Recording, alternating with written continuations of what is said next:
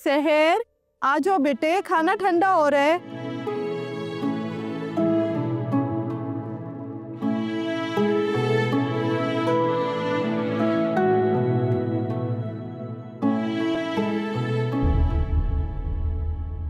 क्या है ये अम्मी? ये बिरयानी है अम्मी? ये सिर्फ चावल है। आप जब भी अपने लिए खाना लाती हैं तो आप चिकन क्यों नहीं लेके आती? अच्छा, अब जो है चुप करके यही खा लो।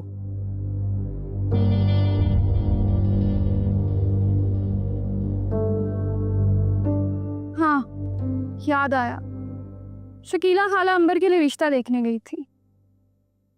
अच्छी बात है। ऐसी बातें हो रही थी तो मुझे याद आया कि जब मैं भी बहुत दूर चली जाऊंगी शादी करके तो आप मिस करेंगी मुझे। ऐसा भी हो सकता है कि तुम्हें दूर जाना ही ना पड़े। क्या मतलब? मतलब ये कि हो सकता है कि तुम्हारी शादी यहीं कहीं आसपास हो जाए, तुम्हें दूर जाना ही ना पड़े। आप शायद भूल रही हैं कि आप मुझे बता चुकी हैं कि फुप्पो ने जुबैर के लिए मेरा हाथ मांगा। अरे बेटा, वो तो बहुत पहले की बात है, तब तुम्हारे अब्बू जिंदा थे। अब तो हम पहले से भी ज्यादा गरीब हो गए हैं और हमारी हैसियत अब पहले जैसी नहीं रही।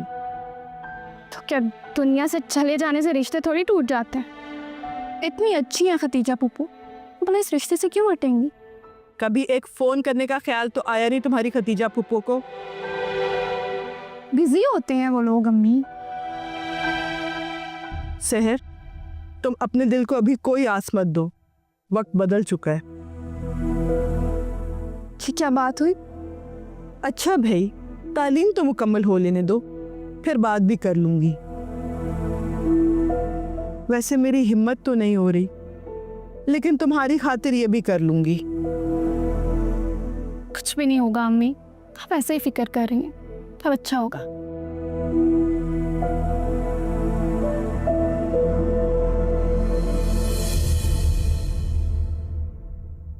रमशा कौर दोस्त किधर गई है?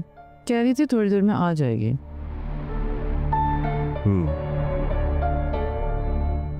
खाना किसने बनाया? राबिया भाभी ने। टेस्टी है और उसकी तरह। अपने लिए वो ले गई थी? जे पूरा बोल भर कर। कोई बात नहीं, तुम खुद डाल दिया करो। आप फिक्र मत करें, रोजाना सुबह और शाम का खाना वो यहीं से लेकर जाती हैं। अपने घर से वो नाश्ता ही बनाती हैं। ख्याल रखा करो उसका, बल्कि गाय बगाया खुद भी पूछ लिया करो कि किसी चीज की जरूरत तो नहीं उन्हें। सारी जरूरियात तो पूरी कर रहे हैं उनकी, और इतना तो बनता भी नहीं है हमारा जितना हम कर रहे हैं। और आप इतना मत सोचा करें उनके बारे में।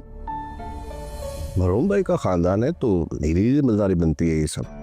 कहाँ लिखा है कि एक भाई मर जाए तो सारी जिम्मेदारी दूसरा भाई संभाल ले? वही मैं अखलाकी जिम्मेदारी की बात कर रहा हूँ। अखलाकी जिम्मेदारी ये क्या कम है कि हम उन्हें इस घर में रहने दे रहे हैं? उनका हिस्सा है, अपने बाप के हिस्से में रह रहे हो। रहने दे सफदर साहब, मुंह मत खुलवाए मेरा। सारी जिंदगी आपके भाई ने खुद बुर्द ही की है, कभी इससे पैसे लिए कभी उससे पैसे लिए। वो तो उसके मरने के बाद आपने पैसे देकर लोगों को ये घर छुड़वाया है, वरना उनके पोषण के साथ हमारा पोषण भी गया था। रजिस्ट्री तो एक ही थी ना, और वो भी पता नहीं किसके पास गिरवी रखी हुई थी। चलो खाना खाओ। और ये ना मुझ पर गिल्ट का बोझ मत डाला करें। मैंने राबिया भाभी को कितनी दफा कहा है कि काम वाली रख लें, लेकिन नहीं, उन्हें तो खुद शौक है सारा दिन घर पर काम करने का। और वैसे भी इस घर में काम करके थोड़ी बहुत वो अपनी इज्जत और मकाम बना लेती हैं।